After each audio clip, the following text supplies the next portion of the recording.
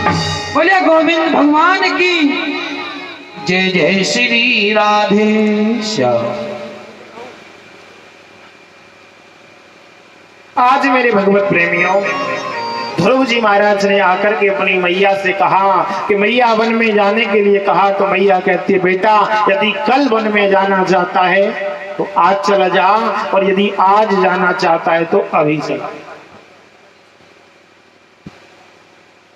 अब तो ध्रुव जी महाराज वन की ओर जाने लगे, लेकिन बाबा गोस्वामी जी महाराज क्या कह रहे हैं कि गुरु बिन भवन धे तरई न कोई, जो विरंच शंकर सम होई। गुरु बिन भवन धि तरई न कोई, जो विरंच शंकर सम होई। बाबा गोस्वामी कहते हैं आप कितना भी तप करें, कितना भी भजन करें, लेकिन बिना गुरु के ज्ञान की प्राप्ति नहीं होती। यदि किताबों को पढ़ने से व्यक्ति विद्वान बन जाए तो किताबों को बेचने वाला कितना बड़ा विद्वान होगा। अब तो ध्रुव जी महाराज के कोई गुरु नहीं है। अब जैसे ही वन में जाने लगे तो आज नारद जी महाराज सामने से दिखाई दिए, क्योंकि ध्रुव जी भगवान के भक्त हैं पूर्व जन्म से। मेरे प्रभु प्रेमियों, नारद जी को देख करके जैसे ही प्रणाम किया ध्रुव ने, नारद जी कहते हैं कि पहली सीढ़ी मुझे मजबूत लगती है। उसके बाद में कहने लगे आप कौन हैं और कहां जाते हो। तो ध्रुव जी कहते हैं कि हम उत्तानपाद के पुत्र हैं और वन में जा रहे हैं भगवान को प्रकट करने। नारद जी हंस करके कहने लगे बेटा वन में तो शेर चीता भालू रहते हैं, भगवान नहीं रहते, तुम्हारा नाश्ता कर जाएंगे। तुम्हारी उम्र भी 4-5 वर्ष की है, कहां जाते हो। ध्रुव जी कहने लगे अरे बाबा मेरी माँ कहती है कि शेर चीता जितने भी जीव जंतु हैं सिया राम में सब जग जानी, सब में तो भगवान वास करते हैं, मुझे कैसे खा जाएंगे। नारद जी कहते हैं कि इसकी दूसरी सिद्धि मुझे मजबूत लगती है। अच्छा बेटा एक बात बताओ, आप दिन में कितनी बार भोजन करते हो। बोले 3 बार करता हूं। कौन कराता है। बोले मेरी माँ। इसीलिए तो कह रहा था घर को लौट जाओ, या कौन भोजन कराएगा आपको, यहाँ आपकी माँ थोड़ी है। लेकिन बाबा मेरी माँ कहती है कि जब दांत नहीं तब दूध दियो, अब दांत दिए कुछ और भी देगा। जब छोटे बालक के दांत नहीं होते तो बालक का जन्म बाद में होता है, माँ के स्तवनों में दूध पहले आ जाता है। नारद जी कहते हैं इसका तो दृढ़ विश्वास है। भगवत प्रेमियों, आज नारद जी कहने लगे बेटा मैं ही नारद हूँ। ध्रुव जी कहते नहीं आप नारद नहीं हो सकते। जो घर को लौटने की बात कहता है वो नारद, आप कोई पाखंडी है। नारद जी ने बताया बेटा तुम्हारी परीक्षा ले रहा था, तुम बस पास हो गए परीक्षा।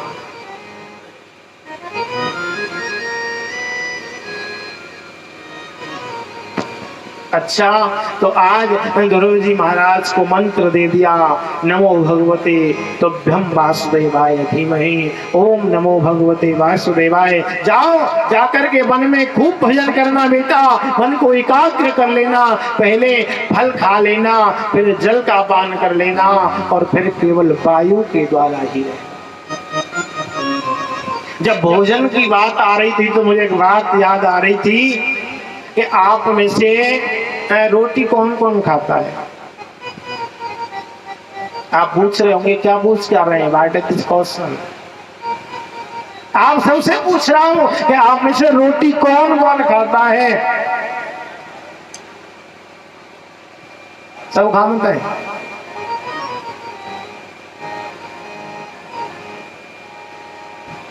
अभी आपकी नजर धोखा खा रही है। आप रोटी तो खा रहे हो लेकिन नजर भी साथ में धोखा खा रही है। अच्छा एक बात बताओ, आपको मेरी उम्र कितनी दिखाई दे रही है। आपकी नजर को कन्फर्म पहले माँ जी आप बताओ माँ, हैं? बिल्कुल आपकी पक्का नजर धोखा खा रही है। माता जी 20-22 वर्ष बता रही हैं आपकी नजर निश्चित धोखा खा रही है। फिर तो आप रोटी भी खाते हो और आपकी नजर भी धोखा खा रही है। अभी मेरी उम्र करीब 8 वर्ष की है।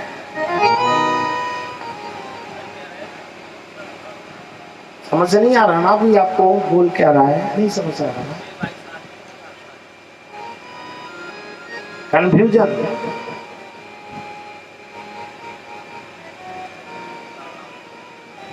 एक बात मैं आपको बता दूं, जो रोटी खाते वो आज से रोटी खाना बंद कर दो। एक फल जब तक फल रहता है, जब तक मंदिर से अलग रहता है, और जब मंदिर में चढ़ जाता है तो वो प्रसाद बन जाता है। इसीलिए भगवत प्रेमियों आज संकल्प कर लो कि हम रोटी नहीं खाएंगे, भगवान का भोग लगा हुआ प्रसाद पाएंगे।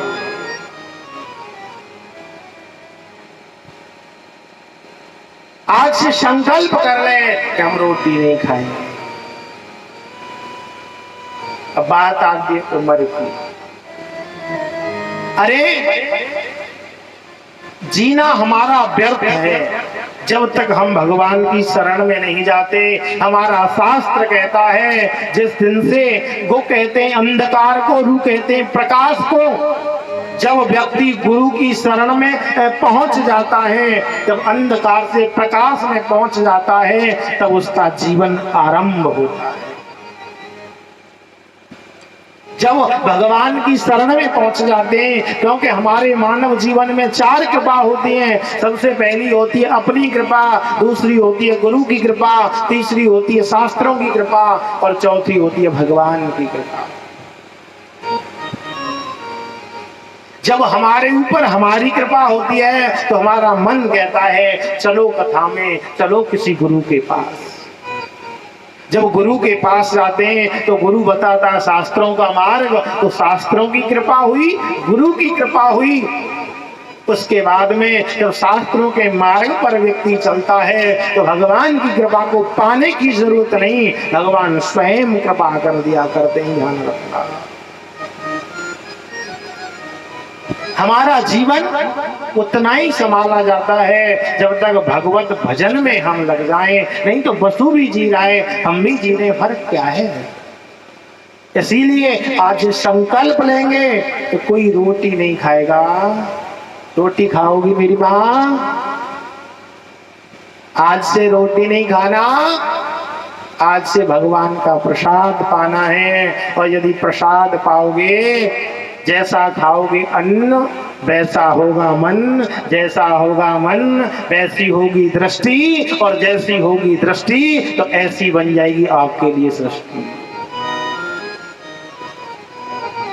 संकल्प लें कि जो भी वस्तु हमें सेवन करनी है वो प्रभु को अर्पित करें, क्योंकि भगवान को अर्पित करने से उसका दोष खत्म हो जाता है।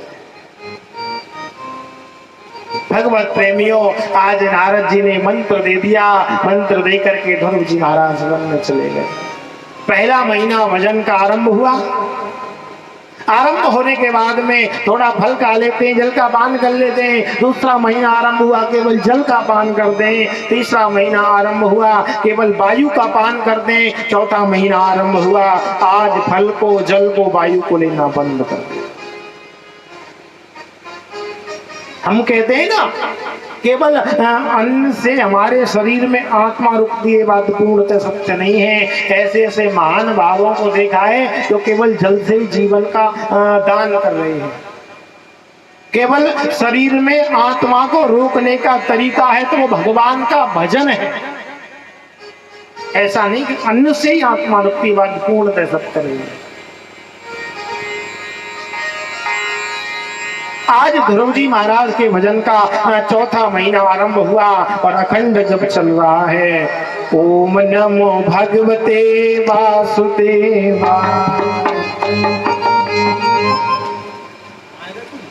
ओम नमो भगवते वासुदेवाय। आवाज नहीं आ रही मेरी माँ, सारी कथा का ठेका इन्होंने ही ले लिया है क्या? आप भी बोल लो। वासुदेवाय मेरे वासुदेवाय, ओम नमो भगवते वासुदेवाय, ओम नमो भगवते।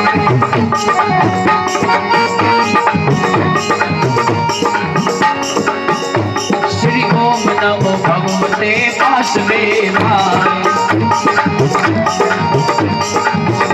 श्री ओम नमो भगवते वासुदेवाय। अरे वासुदेवाय मेरा वासुदेवाय, वासुदेवाय मेरा वासुदेवाय। अरे ओम नमो भगवते वासुदेवाय। ताली बजाए सभी दोनों हाथों से मुख से भी बोलते जाए। अरे वासुदेवाय बोलो वासुदेवाय, वासुदेवाय अरे वासुदेवाय। श्री ओम नमो भगवते वासुदेवाय, बोलो ओम नमो भगवते वासुदेवाय।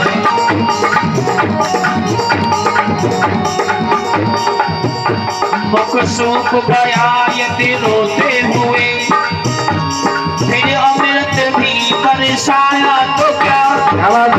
जब डूब चुके भव सागर में, फिर नाविक नाव को लाया तो क्या? फिर नाविक नाव को लाया तो क्या? जब लोचन बंद हमार हुए, जब लोचन बंद हमार हुए, फिर निकला तू मुस्काया तो क्या?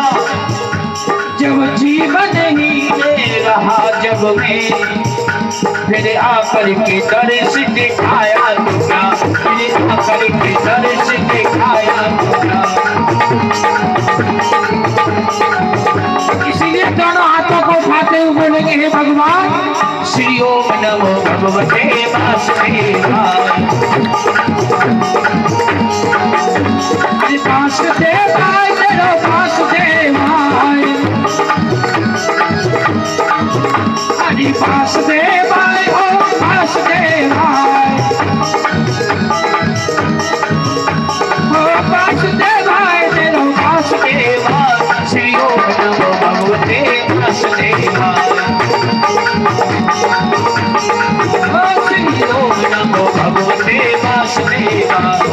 ओम नमो भगवते वासुदेवाय, ओम नमो भगवते वासुदेवाय, ओम नमो भगवते वासुदेवाय, ओम नमो भगवते वासुदेवाय।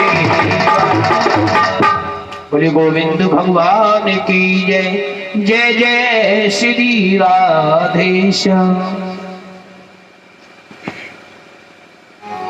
आज अखंड भजन चल रहा है।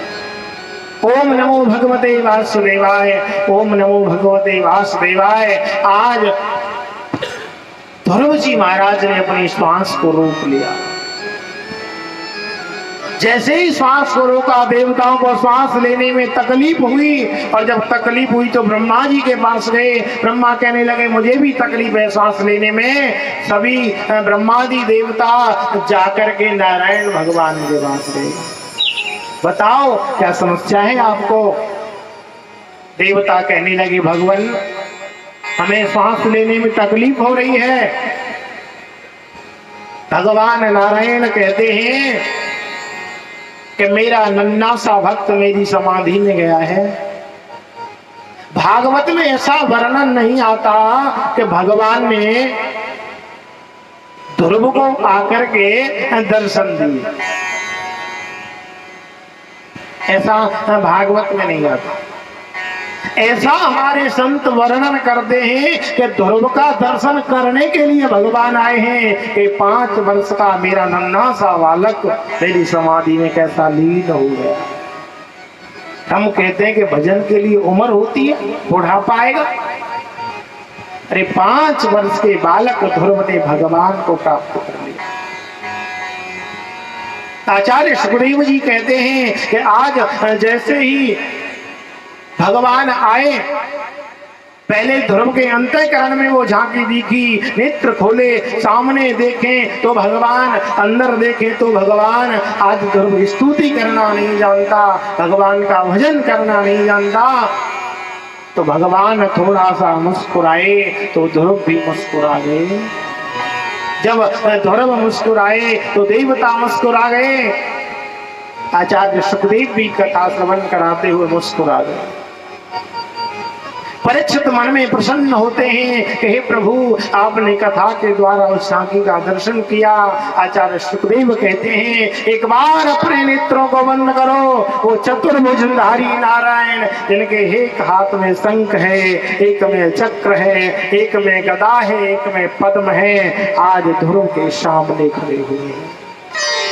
ध्रुव से कहते हैं, बेटा वरदान मांग लो। ध्रुव स्तुति करना नहीं जानता। ध्रुव ने केवल हाथ जोड़कर भगवान को प्रणाम किया और भगवान ने ध्रुव के काल से अपना शंख लगाया और वेद और वेदांत का संपूर्ण ज्ञान ध्रुव के हृदय में प्रवेश कर गया। एक बात बताओ, कभी मीराबाई ने कॉलेज देखा? क्या नर्सिंग पढ़ने गया? आज मीराबाई के सवैयाओं पर पीएचडी में पढ़ाए जाते हैं लोग। मीराबाई के दोहाओं पर पीएचडी यूनिवर्सिटी में पढ़ाए जाते हैं। अरे जिस पर भगवान कृपा कर दे उसके लिए कोई असंभव काम नहीं, सब संभव है।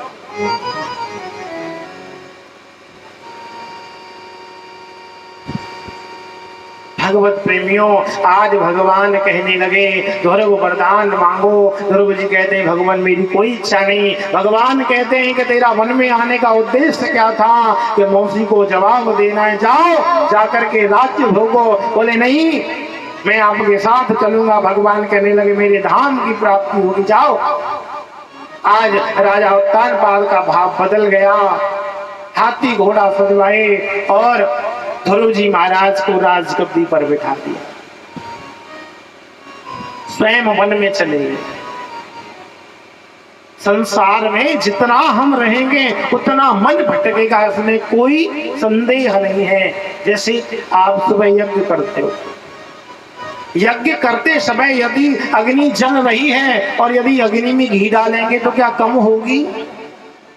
जितना आप जलती हुई अग्नि में घी डालेंगे तो उतनी तेज होगी। उसी प्रकार हमारे मन की यदि एक इच्छा पूरी होगी तो दो प्रकट हो जाएंगी। इसीलिए भगवत प्रेमियों, गौधन, रजधन, बाजधन और रतन सब खान, जब आवे संतोष धन तो सब धन धूर समान। भगवत प्रेमियों, ध्यान रखना, जब तक हमारे मन में संतोष नहीं आएगा, जब तक संसार की कामना को भोगते रहेंगे तो मन उनमें ही भटकता रहेगा। आज उत्तानपाद ने घर का त्याग कर दिया, वन में जाकर भगवान का भजन करने लगे और भजन करने के बाद में भगवान को प्राप्त किया। इधर ध्रुव जी महाराज कि भाई जो उत्तम है, आज भगवान कुबेर के बगीचे को उजाड़ते हैं। ये दोनों में यक्षों के साथ उनका युद्ध हुआ और उत्तम की मृत्यु हुई। उत्तम मारा गया यक्षों द्वारा। तो आज ध्रुव जी महाराज को क्रोध आ गया। परीक्षित ने हाथ जोड़े कहने लगे, भगवान, जिनको भगवान का साक्षात्कार हुआ उन्हें क्रोध? ऐसा क्यों हुआ? बोले अभी ध्रुव को भगवान का दर्शन तो हुआ था, लेकिन अभी संतों का सत्संग नहीं मिला था। आज ध्रुव जी महाराज उन यक्षों को मारने दौड़े, निरपराध यक्षों को मारने लगे। गुरुजी ने आकर के समझाया, बेटा ये किसी भगवान के भक्त का लक्षण तो नहीं है, ये किसी महापुरुष का लक्षण तो नहीं है। अनेक वर्षों तक राज्य किया और राज्य करने के बाद में शरीर भगवान के धाम को चले गए। बोली धर्मदेव महाराज की जय हो। कहते हैं कि जो भगवान की भक्ति करता है, भगवान का स्मरण करता है, वह भगवान के धाम को जाता है। जो भूतों की पूजा करता है वो भूत बनता है, जो पितरों की पूजा करता है वो पितर बनता है। और आप सीधी ब्रज भाषा यूं ही ना समझ ले हो कि यदि हमने गेहूं की फसल बोई है तो गेहूं ही तो काटेंगे।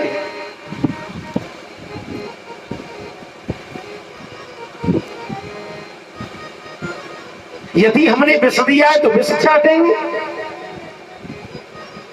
कहने का भाव है कि जो हमने कर्म किया है उसका फल हमें भोगना पड़ेगा। जो हमने कर्म किया है उसके भोगने के कई रास्ते होते हैं। जो आपने कर्म किया या तो वो भजन के द्वारा कर सकता है, जो आपने पाप किया है वो भजन के द्वारा खत्म हो सकता है, या उसको भोग करके वो काटा जा सकता है, या किसी संत महापुरुष के सत्संग में जाने से, भगवान के सन्मुख होने से हमारे पाप कट जाते हैं। हमारे अंदर यदि खत्म करने की जरूरत है तो क्रोध को और लोभ को। भगवान कब आते हैं? बाबा गोस्वामी कहते हैं कि जब जब हुए धर्म की हानि, जब हमारा धर्म कमजोर पड़ता है और अधर्मियों का बोलबाला हो जाता है। पाड़ई असुर महाभिमानी, जब दुष्ट कहते हैं कि जो कुछ हूं वो मैं हूं। तब तब धरे प्रभु विविध शरीरा, हरे कृपा निधि सज्जन पीरा। भगवान जब जब अवतार लेते हैं और दुष्टों को मार देते हैं तो सुन हो जाओ बढ़िया। भगवत प्रेमियों दुष्टों को मार देते हैं और भक्तों को दर्शन देते हैं। एक बात बताओ, भगवान भक्त को बचाने के लिए आते हैं कि दुष्टों को मारने के लिए? हाँ जी, भगवान भक्तों को बचाने के लिए आते हैं कि दुष्टों को मारने के लिए? आवाज नहीं आई? अरे कसू तो क्यों नहीं, दुष्टों को मारने के लिए भगवान कभी नहीं आए, ना आए।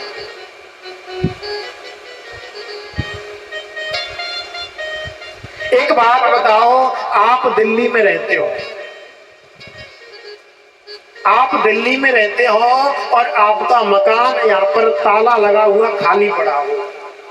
आपके गांव में किसी मित्र की शादी हो तो आप मन में विचार करेंगे, चलो भाई उनका कार्ड आया था, उनकी बेटी का बेटा का विवाह है, हम वहां जाते। आप गांव में आए मित्र के यहाँ पर, मन में विचार आया कि हमारा मकान भी पड़ा है खाली, जरा उसकी सफाई भी करते चले। ताला खोला, सफाई कर दी। भगवान तो भक्तों के लिए आते हैं। भगवान कहते हैं कि जब आई गया हूं तो इनका भी सफाया करता चलो। इसीलिए हमारे अंदर दो चीज होती हैं, एक होता है क्रोध, एक होता है लोभ। सुखदेव जी महाराज लोभ और क्रोध को निमित्त बना करके बड़ी सुंदर कथा श्रवण कराते हैं।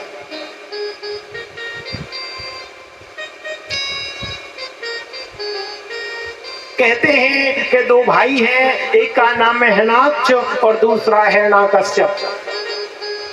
हिरण्याक्ष कहते हैं लोभ को और हिरण्याकश्यप कहते हैं क्रोध को। जिस व्यक्ति लोभ में रहता है वो हिरण्याक्ष, और जो क्रोध में रहता है वो हिरण्याकश्यप, दोनों भाई हैं। अब हिरण्याक्ष है वो लोभ का पात्र है और भगवान को मानता नहीं, संतों का अपराध कर देता है। आज नारद जी ने बीड़ा उठाई और श्रीमन नारायण नारायण नारायण, श्रीमन नारायण नारायण नारायण,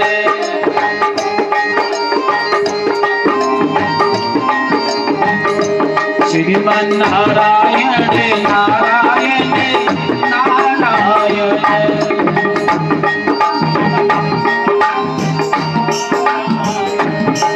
श्रीमन नारायण नारायण नारायण।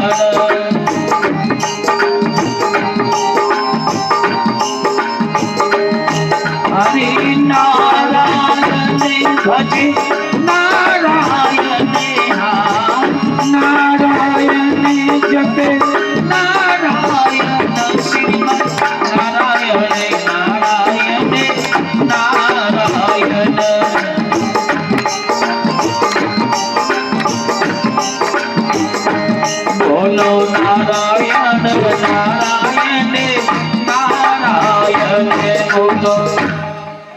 बोलिए नारायण भगवान की जय हो। जय जय श्री राधे। अभी हाथ उठे आधे। जय जय श्री। तेरी माँ एक नहीं दोनों काम एक साथ। महाराज जी पार्टी कमजोर है। जय जय श्री भगवत प्रेमियों, आज नारद जी महाराज बीड़ा बजाते हुए आ रहे हैं। हिरणाक्ष कहने लगा, अरे क्या लड़ना झगड़ना आता नहीं आता? कहने लगे महाराज हम पे तो बीड़ा बजानी नहीं आती, लड़ना नहीं आता। संतों के पास, संतों पे लड़ना कहाँ आता? ब्राह्मणों पे लड़ना कहाँ आता है? तो आज कहने लगा महाराज मेरे बाजू फड़क रही है, कोई लड़ने के लिए योद्धा नहीं मिल रहा। अच्छा महाराज हम पे तो लड़ना झगड़ना आता नहीं, एक काम करूं, यदि मैं लड़ूं नहीं और आपको कोई अच्छे योद्धा का नाम बता दूं तो बोले चलेगा। आज ब्रह्मा जी बैठे हुए हैं, अचानक उनको एक छींक आई, नासिका से एक बाल गिरा और उसी में से 12 भगवान सूकर के रूप में प्रकट हो गए। बोली 12 भगवान की जय हो। इधर पृथ्वी देवी के मन में अहंकार हो गया, वो रसातल में जाने लगी। अब तो जो 12 भगवान हैं सुगर के रूप में अपने दांत पर पृथ्वी माता को रख करके ला रहे थे। जैसे ही भगवान ला रहे हिरणाक्ष जो है भगवान से लड़ने लगा, झगड़ने लगा। भगवान ने समझाया, नहीं माना, ऐसा प्रहार किया कि हिरणाक्ष की गोविंदाय नमो नमः। देवताओं ने फूलों की वृष्टि की। इधर हिरण्यकश्यप की पत्नी है कयाधु। कयाधु के पुत्र हुआ, 3 पुत्र हुए, लेकिन तीनों इंद्र ने मार दिए। इधर हिरण्यकश्यप को देवताओं से विरोध हो गया और देवताओं से विरोध होने के बाद में आज ब्रह्मा जी की तपस्या के लिए चला गया। ब्रह्मा जी की तपस्या करी, तपस्या करने के बाद में ब्रह्मा जी ने कहा वरदान मांगो। तो कहने लगा मुझे अमर कर दो। संसार में कोई अमर हो सकता है क्या? बोले नहीं। तो महाराज वरदान मांग ले। वरदान मांगा, बोला ना दिन में मरू ना रात में। बोले तथास्तु। ना पृथ्वी पर मरू ना आकाश में। बोले तथास्तु। ना अस्त्र से मरू ना शस्त्र से। बोले तथास्तु। आपकी बनाई हुई सारी सृष्टि में किसी से नहीं मरूं। बोले तथास्तु। साल के 12 महीनों में नहीं मरूं। बोले तथास्तु। हिरण्यकश्यप कहने लगा, अरे ब्रह्मा जी में भी थोड़ी सी अकल कम है। अरे जब धरती पर नहीं मरूंगा, आकाश में नहीं मरूंगा तो मरूंगा कहाँ? 12 महीनों में नहीं मरूंगा, ब्रह्मा की बनाई हुई सृष्टि में नहीं मरूंगा, फिर कहाँ मरूंगा? आज मेरे भगवत प्रेमियों तपस्या करके लौटा। लौटने के बाद में उसके बाद में भगवान के परम लाडले इनके यहाँ पर पुत्र हुए जिनको हम प्रहलाद जी महाराज कहते हैं। बोलिए प्रहलाद जी महाराज की जय हो। आज प्रहलाद जी महाराज भगवान के बड़े प्रेमी भक्त हैं। थोड़े से बड़े हुए नारायण के चरणों के प्रेमी। तो गुरु संड अमरक के यहाँ पर इनको पढ़ने के लिए भेज दिया। बड़े बड़े राक्षस बालक हैं और ये हिरण्यकश्यप भगवान से बड़ा क्रोध करता है, भगवान से बड़ी वैमनस्यता मानता है। आज तो मेरे प्रभु प्रेमियों कहने लगा गुरुजी से कि मेरा बेटा नारायण का कीर्तन न करे। आज प्रहलाद जी ने सोचा कि जो कुछ होगी सो देखी जाएगी। आज नारायण को ही कीर्तन करना है तो आज सभी अपने संग के बच्चों को एकत्रित कर लिया, राक्षस बच्चों को एकत्रित कर लिया। किसी के हाथ में मृदंग दे दिया, किसी के हाथ में चिमटा दे दिया, किसी के हाथ में कुछ दे दिया और नारायण का कीर्तन करने लगे।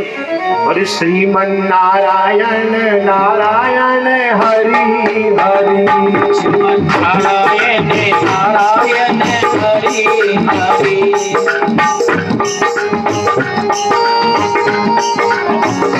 श्रीमन्नारायण नारायण हरि हरि।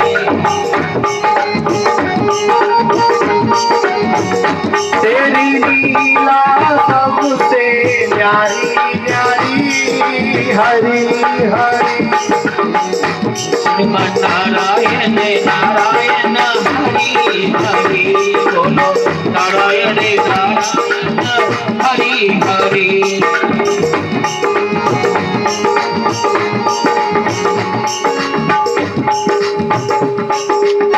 आज भगवान का कीर्तन करने लगे, सभी नाचने लगे। अब जैसे ही हिरण्यकशिपु को आवाज आई नारायण का कीर्तन कहाँ हो रहा है, इधर गुरुजी ने सुना, गुरुजी आए, नाचने लग गए। क्योंकि कीर्तन में भक्तों को ताकत होती है, बड़े बड़े दुष्ट बदल जाते हैं कीर्तन से, बड़े बड़े राक्षसों की बुद्धि बदल जाती है कीर्तन से, बड़े बड़े पापी समझ जाते हैं कीर्तन से, सत्संग से, कथा से।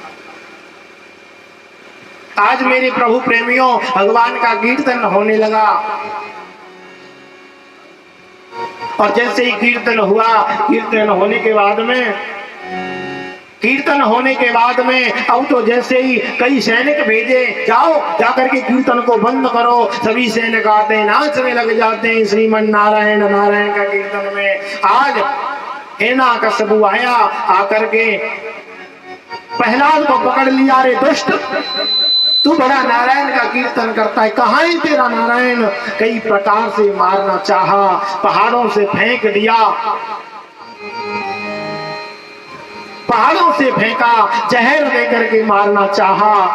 इधर होलिका जी में बिठा करके मारना चाहा, होलिका जी जल गई, लेकिन वो नहीं मरा, फिर भी भगवान का कीर्तन करता है। श्रीमन नारायण नारायण नारायण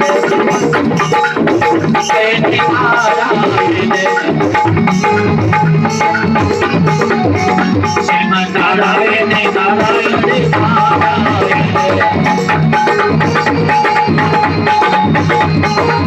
बनाए छोटे हरि की धुने लागी, बनाए छोटे हरि की धुने लागी। प्रहलाद कीर्तन कर रहे हैं, आप भी करें ताली बजा करके थोड़ी देर। बनाए छोटे गोपाल धुने लागी, बनाए छोटे हरि की धुने लागी।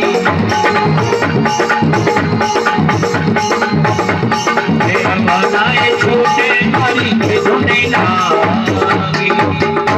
बोलिए नारायण भगवान की जय हो। जय जय श्री राधे। आज नारायण का कीर्तन करने लगे, आज तो कहने लगे आज होगी सो देखी जाएगी, इसको नष्ट करना ही होगा। आज प्रहलाद जी को पकड़ लिया, बोल कहाँ है तेरा नारायण? खम्मे को लाल करवा दिया। बोले पिताजी, हरि व्यापक सर पत्र समान, प्रेम से प्रगट हुए में जान। पिताजी, हर खड़ंग में, हर खम्भ में मेरा नारायण है। आज तलवार लेकर के, बोला इस खम्भ में है? बोले हाँ। तलवार लेकर के हूं करके मारने के लिए जैसे ही खम्भ में मारा, आज एक छोटे सी बालक की बात के लिए नरसिंह भगवान खम्भा में से प्रकट हो गए। खम्भा फट गया और नरसिंह भगवान, बोलिए नरसिंह भगवान। आज नरसिंह भगवान प्रकट, हुकार भरते हैं नरसिंह भगवान। अब तो बड़े क्रोध में आए, और ऐसे ही हुकार भरने लगे, दोनों में युद्ध हुआ। युद्ध होते हुए भगवान ने अपनी जंघा पर हिरण्यकशिपु को डाल दिया। कहने लगे मैं हूं नारायण, बता आप मुझे मार नहीं सकते। बोले क्यों? तू कोई अमर है?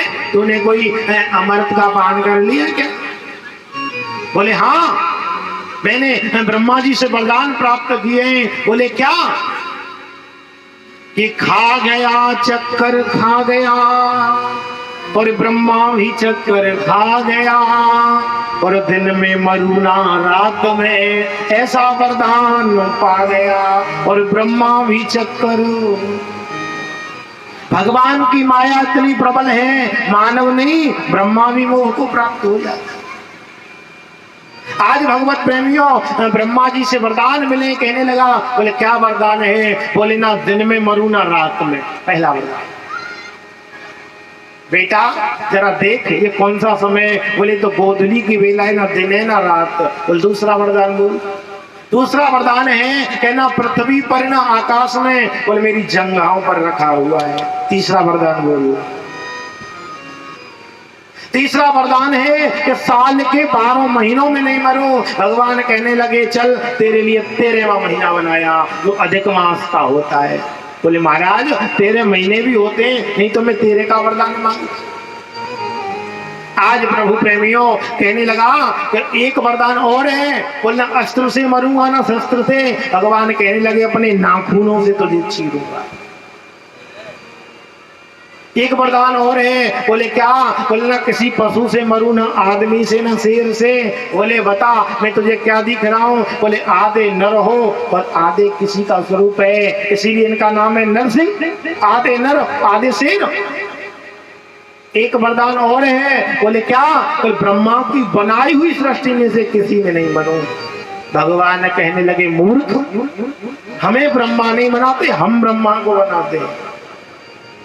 आज हिरण्यकशिपु के भगवान ने सीना को चीर दिया और उनकी गोविंदाय नमो नमः हो गई। देवताओं ने फूलों की वृष्टि करी, भगवान का कोप शांत नहीं हुआ। माता लक्ष्मी आई, आकर के प्रार्थना करी। इधर प्रहलाद ने भगवान से प्रार्थना की, भगवान प्रहलाद को चाटने लगे। चाट करके आज कहने लगे बेटा वरदान मांग ले। तो वरदान की बात आई तो कहने लगे एक वरदान दे दो, मेरे पिताजी ने आपसे जीवन पर्यंत शत्रुता की, एक ही वरदान दे दो, केवल अपने धाम को उन्हें ले जाना। भगवान नरसिंह कहते हैं बेटा तेरे जैसा भक्त जिस कुल में हो जाएगा उसकी एक नहीं, उसकी तो 7 पीढ़ी भगवान के धाम में चली जाएंगी, एक पीढ़ी की बात नहीं। कहते हैं कि यदि घर में से एक भगवान का भक्त हो जाए तो 7 पीढ़ी कर जाया करती है। एक बात ध्यान रखना, कभी कभी ऐसा हो जाता